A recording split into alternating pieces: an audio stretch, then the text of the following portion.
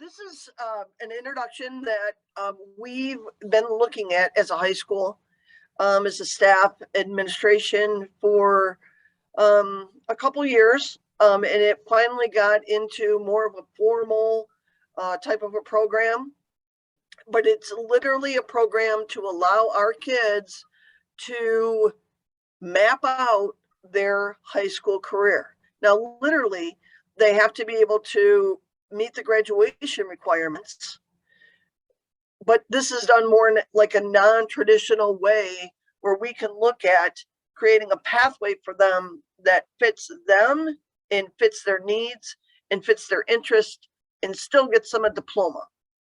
So I'm going to talk a little bit about the program, but basically we're calling it an accelerated pathway. It's a way, customizable coursework that we can use and will help us define the graduation requirements, but possibly in a different way. So when you talked about like a third science elective, right? The kids have to have biology, they have to have chemistry, but they could end up doing a different science elective. So there might be a different way for us to get to a science elective that fits a student's academic needs and challenges them where they need, at the point where they need to be, that is getting them to a high school diploma, but it's in a different kind of a pathway. So a little bit about why we were thinking as a high school, why we were thinking as a staff, that we needed to move forward a little bit, and why this would be a good program for your student. So there's some unique opportunities with this. Being at Avondale High School, as you heard Devin talk about, we are a small community. We are a close-knit community. I know that lots of people say that, but we know our kids, and the relationships that our staff and our students make together creates a path for resilience and strengthening protective factors. So what ends up happening with these relationships, the kids learn to trust us, and so they're willing to step out.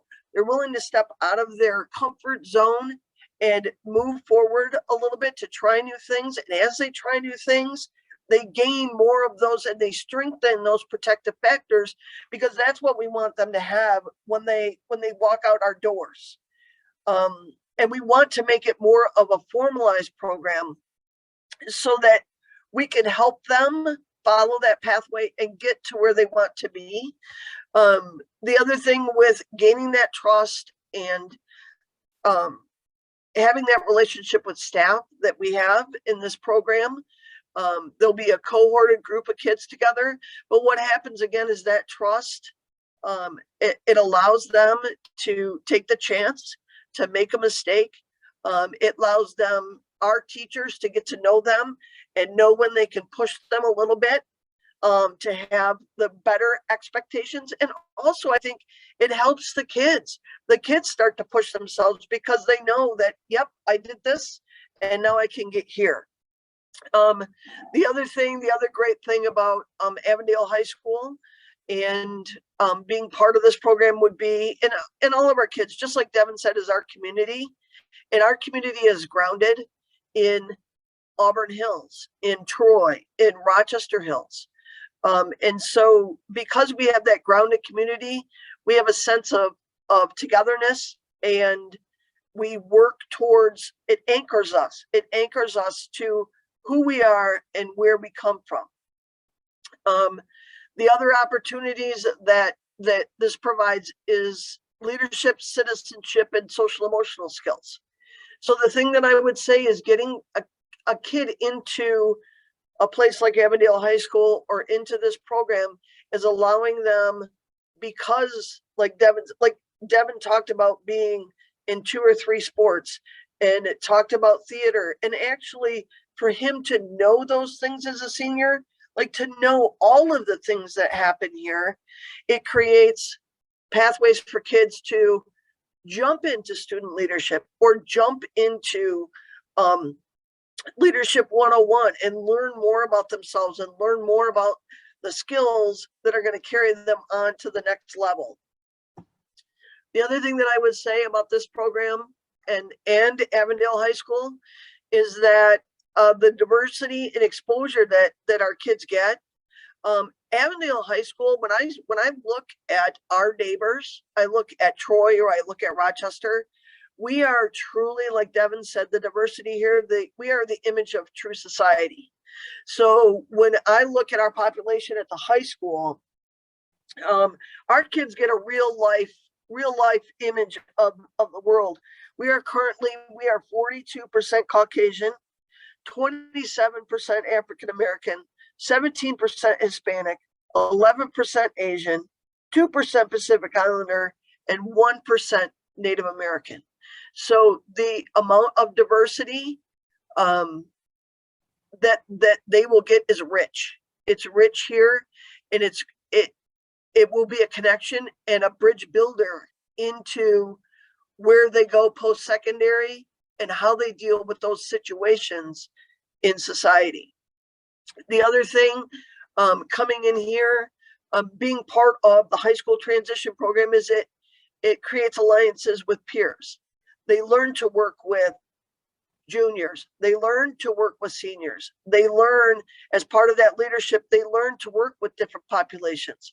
We have an amazing links program here that our kids learn and work with our special education kids. So it gives them another view, another face of how to look at something or how to help someone, which in turn helps them grow and helps themselves. The other thing, the exposure, we have some great post-secondary partnerships. We have partnerships with Rochester University, and we just gained a new early college partnership with Oakland Community College.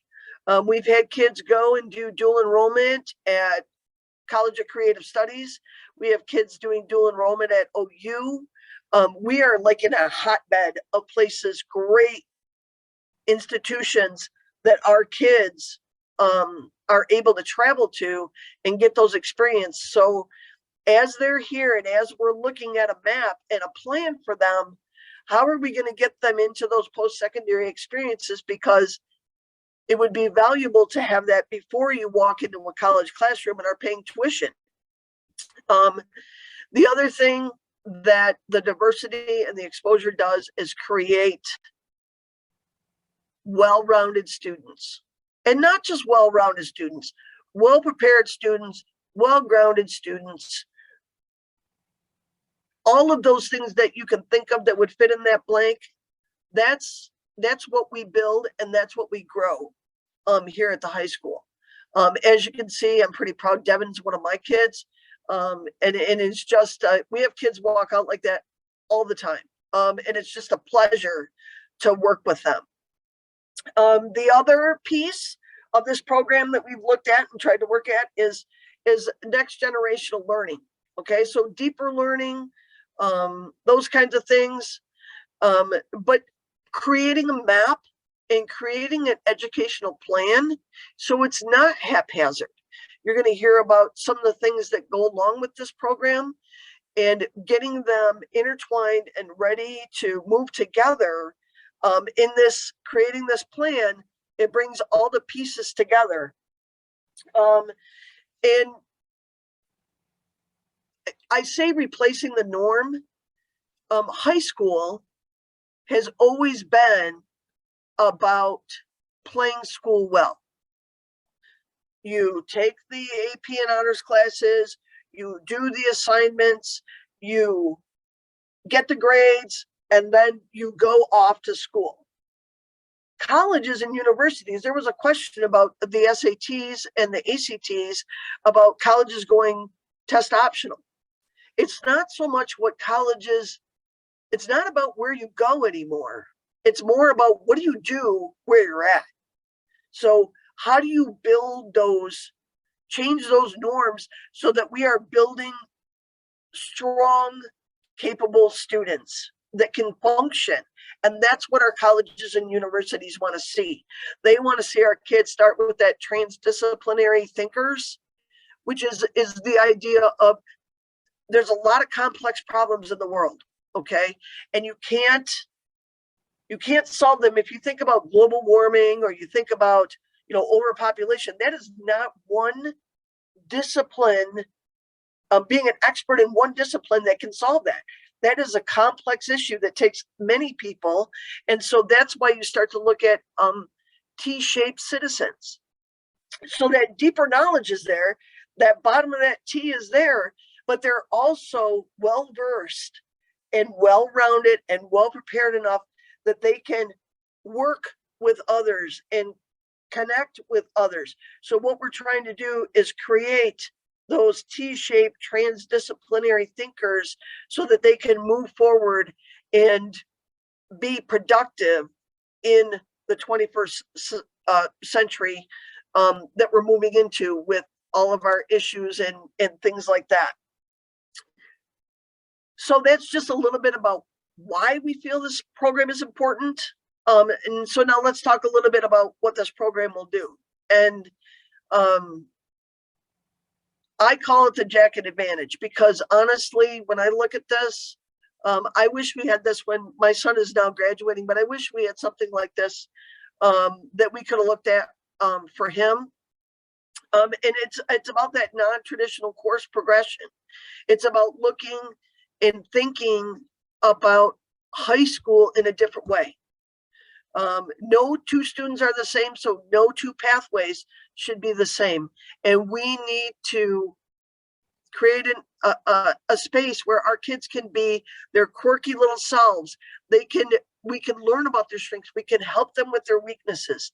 So working at that, creating that progression towards the diploma, but also towards post-secondary, and having them walk out of here and be confident and ready to roll. So that's part of the program. The other thing is innovative course development. So what we're looking at are those transdisciplinary classes that are going to help our kids move and go between people who might be an expert in this discipline, along with them being an expert in this discipline, and knowing how to work with that and knowing how to move in there. So they're in development right now because we don't have our group yet. We don't have that group of what are our student strengths, what are our student interests, and what are their academic needs. So when we get them in here and we can start learning about them and learning about them as a group, then we can start looking at some different courses and how do we create those courses and what do we put in those courses that would be the best fit for our kids. A few other things. I don't know, you've probably all heard of Zello. Okay, so each kid in the state of Michigan has to have an educational development plan. And typically Avondale uses Zello to create plans for our kids. This program is an educational development plan on steroids because it's rooted in their interests, their strengths, and their goals. And it's built around them to fit them at the right time, in the right space. So that is the 4-year plan is a huge, big, made for them educational development plan. The other piece, I talked about the innovative courses that we haven't developed. One of the things that we have developed is a colloquium, which it's going to be born out of the high school transition to become kind of a hybrid class. But those kids will be cohorted with other Accelerated Pathways kids who are working down their own individualized pathway, but using that to look at, what are your strengths, what are your weaknesses, and how do we work together to move those so that we help ourselves academically be challenged and be ready but also how do we work with somebody whose strengths might not be our strength? How do we work with them? So there's going to be some of that. And also the other really cool thing about this will be that this group of kids will start a portfolio, a research portfolio that they will create and carry with them.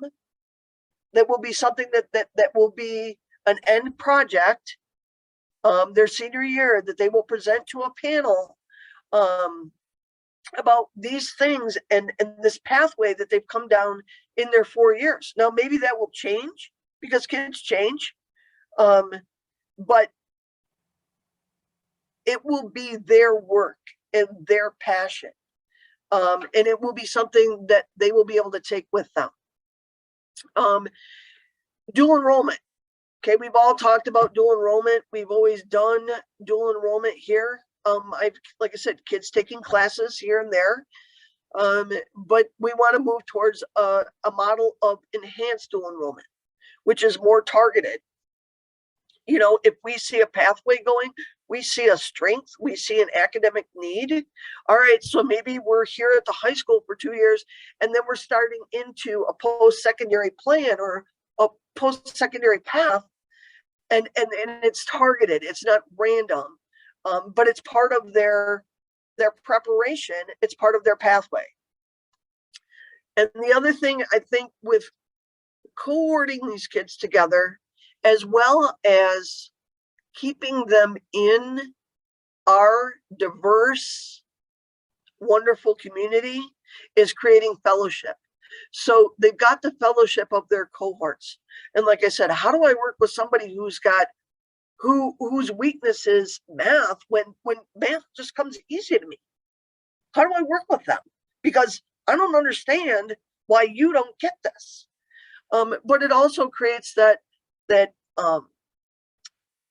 the levels working together, the different ages, and it creates a fellowship, a community, and a foundation that will provide a strong support for them as they move through high school.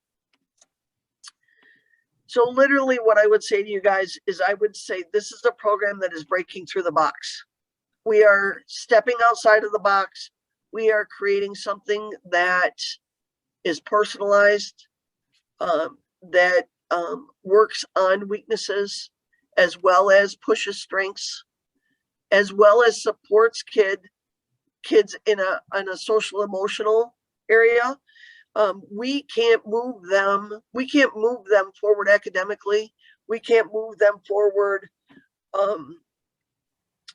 in their pathway unless we also move them forward in their social emotional needs and how they collaborate and how they work together. So that's what this is. Bottom line, that's what this is high school done a different way. And I will tell you that we will do it in the best way that's possible. So a little bit about a pathway. I've been talking about this pathway and all this other stuff. So let's talk a little bit about how it's created. So how it's created is basically creating a student profile. That student profile will be based on student, parent, and teacher input. It'll be based on strengths and weaknesses. It'll be based in, and when I talk about strengths and weaknesses, I'm talking about social, emotional, I'm talking about academic strengths and weaknesses. We are working on the whole kit, which is what, so when colleges and universities start to move towards an idea, we have to move towards an idea to get our kids ready. So if they're moving away from test optional and pure GPA and they want a well-rounded kid, then we have to move that way too, because it's our responsibility to get our kids ready. So it's based on all kinds of strengths and weaknesses. It's based on their grades and test scores, so I know academically where they're at, what we can do. And it's based on their post-secondary goals. Where do they want to be? Where do they want to go? And where do they want to be? And so after that profile is created, then There are 4-year pathways with some different examples created by the counselor. And then we sit down in a meeting with student parents to review the plan and get the right fit for the right time. Like I said, this could change, but what we do is we meet every year and we sit down and, all right, what does this still look good? Does this still work? Is this still a good fit? A little bit about a pathway. This is an example of a science pathway. So we got the Michigan Merit Curriculum, but as you can see, once you get that biology and chemistry or physics done, the door just opens up. I mean, you can do advanced placement, you can do, advanced placement biology, chemistry. There's Project Lead the Way that covers science. If we're looking at college or university, I mean, you can look at a business to cover science, financial reporting and analysis, law of values and healthcare. So there are infinite ways to create pathways. And it's not just science. It's math, it's English, it's all of those subjects that come together to create our students. So this is just one example of how we can create pathways for kids. So as we go forward,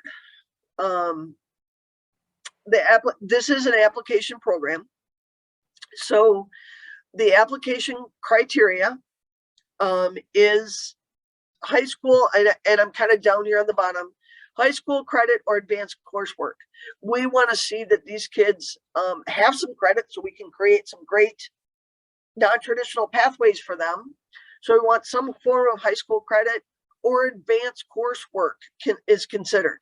So it'll be transcript and or 2 years of report cards.